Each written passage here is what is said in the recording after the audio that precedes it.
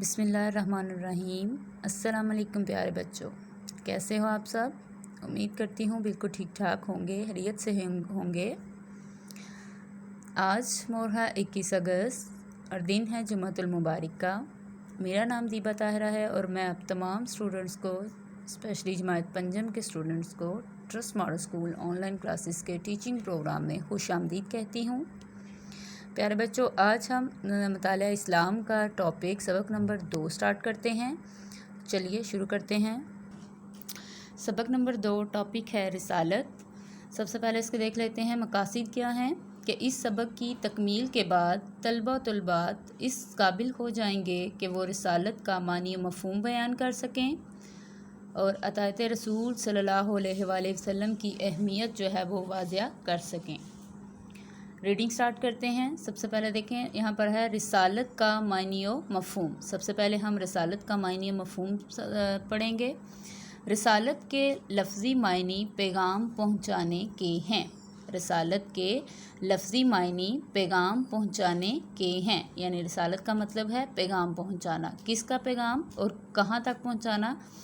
اسلام کی اصطلاح میں اس سے مراد اللہ تعالیٰ کا پیغام۔ اسلام کی اصطلاح میں اس سے مراد اللہ تعالیٰ کا پیغام اس کے بندوں کو پہنچانا ہے، یعنی رسالت کے لفظی معنی ہے پیغام پہنچانا۔ تو کس کا پیغام؟ اللہ تعالیٰ کا پیغام۔ اور کس تک پہنچانا؟ اس کے بندوں تک پہنچانا۔ ٹھیک ہے، تو اسلام میں اللہ تعالیٰ کا پیغام اس کے بندوں تک پہنچانا جو ہے وہ ہے رسالت۔ یہ پیغام پہنچانے والے نبی اور رسول کہلاتے ہیں، یعنی اللہ تعالیٰ نے جو پیغام اپنے بندوں تک پہنچانے کے لیے جن بندوں کا انتخاب کیا ان بندوں کو نبی اور رسول کہتے ہیں۔ اللہ تعالیٰ نے انسانوں کی طرف بہت سے نبی اور رسول بھیجے۔ اللہ تعالیٰ نے انسانوں کی طرف اپنا پیغام پہنچانے کے لیے، ان کی ہدایت کے لیے، ان کی رہنمائی کے لیے وقتاً فوقتاً نبی اور رسول جو ہیں وہ بھیجے۔ ان سب کا پیغام ایک ہی تھا، یعنی وہ سب اللہ تعالیٰ کا پیغام ایک ہی پیغام کے ساتھ اس دنیا میں آئے۔ مسلمان تمام نبیوں اور رسولوں پر ایمان رکھتے ہیں۔ مسلمانوں کا ایمان ہے تمام نبیوں اور رسولوں پر کہ یہ اللہ تعالیٰ کی طرف سے بھیجے گئے ہیں۔ نبیوں اور رسولوں کو اس لیے بھیجا گیا کہ لوگ اللہ تعالیٰ کے حکم پر ان کی اطاعت کریں۔ نبی اور رسول جو اللہ تعالیٰ نے لوگوں کی طرف بھیجے تو وہ اللہ تعالیٰ کے حکم کے ساتھ آئے، تو ہم لوگوں پر یہ فرض تھا کہ وہ ان کی اطاعت کریں۔ قرآن مجید میں ارشاد ہوتا ہے سورہ نساء میں، ترجمہ ہے، اور ہم نے جو رسول بھی بھیجا ہے، اور ہم نے جو رسول بھی بھیجا ہے اس لیے بھیجا ہے کہ اللہ کے حکم سے اس کی اطاعت کی جائے۔ ہم نے جو نبی اور رسول اس دنیا میں بھیجے ہیں وہ اس مقصد کے لیے بھیجے ہیں کہ اللہ تعالیٰ کے حکم سے ان کی اطاعت کی جائے، ان کے حکم کو مانا جائے۔ ہر نبی پر ایمان لانے والوں پر فرض تھا کہ وہ اپنے نبی کی اطاعت کریں۔ ہر نبی پر ایمان لانے والوں پر فرض تھا کہ وہ اپنے نبی کی اطاعت کریں۔ سب سے آخر میں اللہ تعالیٰ نے حضرت محمد صلی اللہ علیہ وآلہ وسلم کو بھیجا۔ آپ صلی اللہ علیہ وسلم سب سے آخر میں آئے، اس لیے آپ صلی اللہ علیہ وسلم خاتم النبیین ہیں، یعنی آپ کے بعد کسی نبی کی ضرورت جو ہے وہ باقی نہیں رہتی۔ آپ پر دین جو ہے وہ مکمل ہو گیا، آپ پر دین اسلام کی تعلیمات کو مکمل کر دیا گیا ہے۔ سابقہ انبیاء کی تعلیمات آپ کی شریعت میں شامل ہیں، اس لیے اب نجات اور کامیابی کے لیے حضرت محمد صلی اللہ علیہ وسلم کی اطاعت کرنا ضروری ہے۔ حضرت محمد صلی اللہ علیہ وسلم کو خاتم النبیین بنا کر بھیجا گیا۔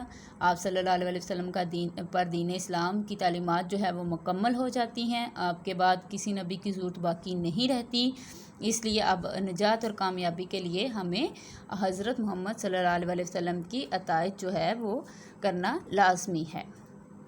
آگے دیکھتے ہیں کہ اطاعت رسول صلی اللہ علیہ وسلم کی اہمیت۔ اطاعت کے معنی حکم ماننے کے ہیں۔ اطاعت کا مطلب ہوتا ہے حکم ماننا، اور اطاعت رسول صلی اللہ علیہ وسلم سے مراد ہے کہ حضرت محمد صلی اللہ علیہ وسلم کے احکام اور اسوہ حسنہ کی پیروی کرنا۔ ٹھیک ہے، آپ صلی اللہ علیہ وسلم جو دین اسلام جو پیغام اللہ تعالیٰ کا لائے اس پر عمل کرنا، ان کے اسوہ حسنہ پر عمل کرنا، ان کی تعلیمات پر عمل کرنا ایک مسلمان کی جو ہے وہ نجات کا ذریعہ ہے۔ ایک مسلمان کے لیے اللہ تعالیٰ اور اس کے رسول صلی اللہ علیہ وسلم کے احکام کی جو پیروی ہے یا اس کی اطاعت کرنا ہے وہ یکساں طور پر ضروری ہے، یعنی یہ ایک لازمی جز ہے۔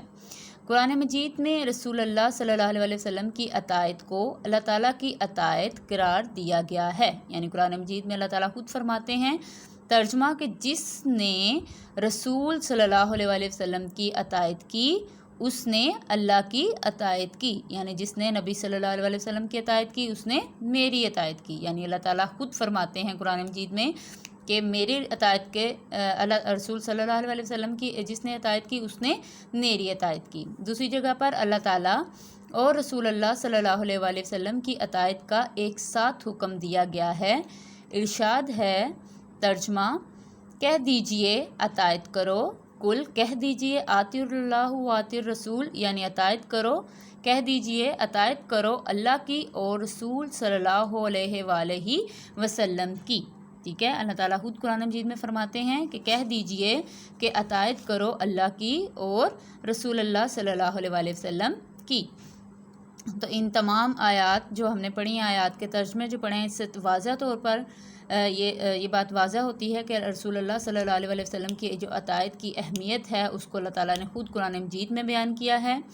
قرآن مجید کی ان آیات سے واضح ہوتا ہے کہ رسول اللہ صلی اللہ علیہ وسلم کی اطاعت و فرما برداری کے بغیر اللہ تعالیٰ کی اطاعت و فرما برداری ممکن نہیں، یعنی اللہ تعالیٰ کی ہم نے اگر اطاعت حاصل کرنی ہے، اللہ تعالیٰ کی خوشنودی حاصل کرنی ہے تو اس کے لیے ہمیں رسول اللہ صلی اللہ علیہ وسلم کی جو اطاعت و فرما برداری ہے اس کو یقینی بنانا ہوگا، اس کے بغیر ہم اللہ تعالیٰ کی رضا خوشنودی جو ہے وہ حاصل نہیں کر سکتے۔ اس لیے جو شخص اللہ تعالیٰ کی خوشنودی چاہتا ہو، جو چاہتا ہو کہ اللہ تعالیٰ اسے خوش ہو، اللہ تعالیٰ کی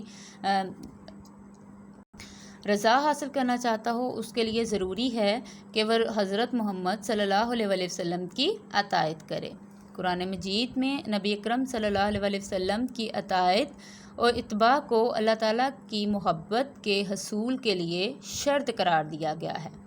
قرآن مجید میں یہ شرط دی گئی ہے، شرط بیان کی گئی ہے کہ اگر اللہ تعالیٰ کی محبت حاصل کرنا چاہتے ہو تو اس کے لیے حضرت محمد صلی اللہ علیہ وسلم کی اطاعت و اتباع کرو، یعنی ان کی اطاعت کرو، ان کی پیروی کرو، ان کے احکام کو مانو۔ رسول اللہ صلی اللہ علیہ وسلم کی اطاعت کے بغیر مسلمان ہونے کا تصور بھی نہیں کیا جا سکتا۔ جب تک ہم حضرت محمد مصطفیٰ صلی اللہ علیہ وسلم خاتم النبیین کی اطاعت نہیں کریں گے تب تک ہم مسلمان ہونے کا تصور بھی جو ہے وہ نہیں کر سکتے۔ تو جو شخص آپ پر ایمان لانے کا دعویٰ کرتا ہو، جو شخص آپ صلی اللہ علیہ وسلم پر ایمان لانے کا دعویٰ کرتا ہو لیکن آپ صلی اللہ علیہ وسلم کی اطاعت کا منکر ہو، یعنی آپ پر وہ جو شخص دعویٰ کر لے کہ میں آپ صلی اللہ علیہ وسلم پر ایمان لے آیا ہوں مگر ان کی اطاعت نہ کرے، منکر ہو، انکار کرنا، منکر کا مطلب ہے انکار کرنا، تو جو آپ صلی اللہ علیہ وسلم کی اطاعت کا منکر ہو اس کے جھوٹا ہونے میں کوئی شک نہیں، کیونکہ جب تک ہم اتنا دعویٰ کر لیتے ہیں کہ ہم آپ صلی اللہ علیہ وسلم پر ایمان لے آئے تو اطاعت ان کی ہم پر لازم ہو جاتی ہے، ٹھیک ہے۔ تو وہ شخص جھوٹا ہوگا جو کہے گا کہ میں ایمان تو لے آیا ہوں لیکن میں ان کی اطاعت نہیں کروں گا، کیونکہ ایمان کی گواہی عمل سے ملتی ہے۔ اگر آپ کسی چیز پر ایمان لاتے ہیں اور آپ کا عمل اس چیز سے خالی ہے، آپ کا عمل میں وہ چیز شامل نہیں، تو یہ گواہی جو ہے ایمان لانے کی گواہی وہ آپ جھوٹی ہوگی، ٹھیک ہے۔ جب آپ ایمان کی گواہی دیتے ہیں تو پھر آپ اس کو اپنے عمل سے یعنی اپنے کام سے اس چیز کو ظاہر بھی کرتے ہیں۔ صرف دعویٰ کرنے سے ایمان مکمل نہیں ہوتا، ٹھیک ہے۔ اللہ تعالیٰ کا ارشاد ہے، سورہ آل عمران میں ارشاد فرماتے ہیں اللہ تعالیٰ کہ ترجمہ کہہ دیجئے اگر تم اللہ سے محبت کرتے ہو تو میری پیروی کرو۔ کہہ دیجئے اگر تم اللہ سے محبت کرتے ہو تو میری پیروی کرو، اللہ تم سے محبت کرے گا۔ اللہ تعالیٰ نے ارشاد فرمایا آپ صلی اللہ علیہ وسلم کو کہ لوگ اس سے کہہ دو کہ اگر تم اللہ سے اگر تم اللہ سے محبت کرتے ہو تو اس کے لیے میری پیروی کرو. یعنی حضرت محمد صلی اللہ علیہ وسلم نے لوگوں سے اللہ تعالیٰ نے حضرت محمد صلی اللہ علیہ وسلم کو فرمایا کہ لوگوں سے کہہ دیں کہ اگر وہ اپنے اللہ کی سے محبت کرتے ہیں تو میری پیروی کرو، اللہ تم سے محبت کرے گا. تو جو شخص اللہ کی محبت کا متلاشی ہو، اللہ تعالیٰ کی محبت حاصل کرنا چاہتا ہو، اسے زندگی کے ہر شعبے میں نبی اکرم صلی اللہ علیہ وسلم کی اطاعت کرنی چاہیے. ٹھیک ہے، حضرت محمد صلی اللہ علیہ وسلم کی اطاعت، ان کی فرما برداری کے بغیر ہم کچھ بھی نہیں ہیں.